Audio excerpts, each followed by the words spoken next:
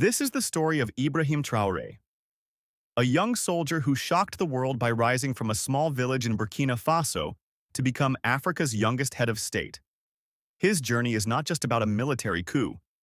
It is about the dream of independence, the fight against terrorism, the battle for resources, and the hopes of millions of people. Today, we will explore his life, his government, his struggles, and what the world expects from him. Early life. Ibrahim Traore was born on March 14, 1988 in Kera, a small town in western Burkina Faso. He grew up in a modest family, far from the political and military centers of power. As a child, he was curious, intelligent, and passionate about learning. He completed his early schooling in his hometown and later moved to the capital, Ouagadougou. At the University of Ouagadougou, he studied geology. But his interests went far beyond science. He was active in student organizations, including the Muslim Students Association and the Student Union. He was known for debating, organizing, and standing up for what he believed in. These experiences shaped his leadership skills and his vision of justice. Military career. In 2009, Ibrahim Traore joined the Burkinabe Army. He received advanced training both inside the country and abroad, including in Morocco and France. He quickly earned a reputation as a disciplined, brave, and capable officer. Traore served in the north of Burkina Faso, where Islamist insurgents had been destabilizing villages and spreading terror. He also participated in international missions, including the United Nations peacekeeping mission in Mali. These experiences exposed him to both the failures of leadership at home and the heavy involvement of foreign powers in Africa's security. For ordinary Burkinabe, he became a symbol of the young, patriotic soldier, ready to defend the people and the nation. The road to power. By 2022, Burkina Faso was in deep crisis. Armed groups controlled large parts of the country. Thousands of people had been killed, and millions displaced. Public anger against President Roch Marc Kabore was growing.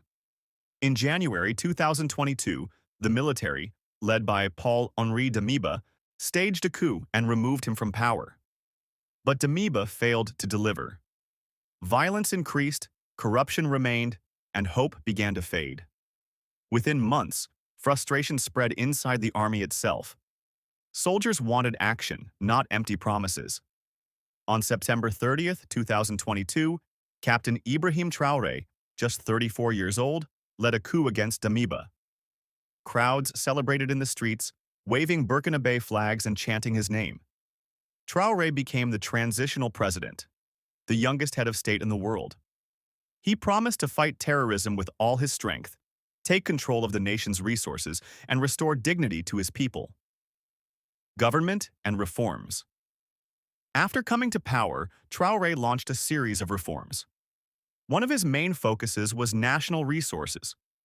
Burkina Faso is rich in gold, but for decades most of the wealth left the country while ordinary people remained poor.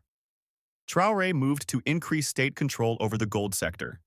He wanted to make sure that Burkinabe people, not foreign companies, benefited from their own land. He also emphasized agriculture. In his speeches, he often said that food security is true independence. Under his leadership, programs were started to provide farmers with equipment, seeds, and support to boost production. To show that leaders must share the people's sacrifices, he cut the salaries of top government officials. His government also invested in local industries and sought to reduce dependence on foreign aid. Foreign policy. Traore made some of the boldest foreign policy moves in Africa. In early 2023, he ordered French troops to leave Burkina Faso. For many, this was a symbolic moment, a rejection of decades of French influence in the country. He also refused to be dependent on Western military support, arguing that Burkina Faso must control its own destiny. Instead, he built closer ties with Mali and Niger, two neighboring countries facing similar challenges.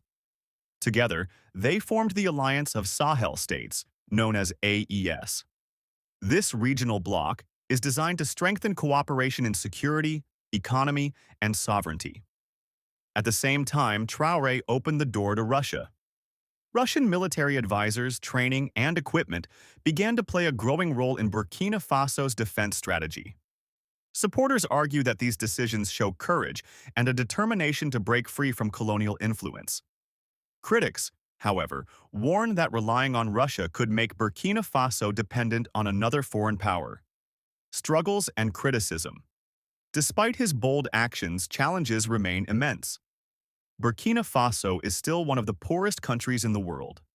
Large areas remain under the control of armed insurgents. Many families live in constant fear of attacks. Critics accuse Traore of restricting free speech, suppressing opposition voices, and creating a climate of fear.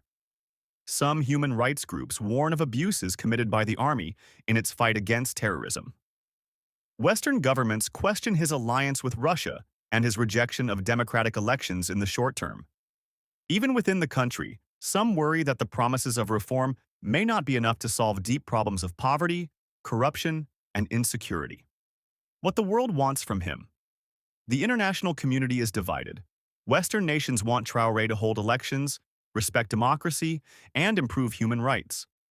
Regional organizations like ECOWAS worry about instability but also recognize the shared struggle against terrorism. Meanwhile, many African nations admire his Pan-African vision, the dream of African unity, self-reliance, and independence from external powers. But above all, the people of Burkina Faso want results. They want peace in their villages, food on their tables, and jobs for their children. They want to see their country strong and respected, not exploited. For them, Traore represents both hope and uncertainty. The story of Ibrahim Traore is still being written. He is a young revolutionary who dared to challenge the old order. He has given hope to millions, but he faces enemies both inside and outside the country. The big question is, can he succeed where others have failed? Can he truly bring peace, independence, and prosperity to Burkina Faso?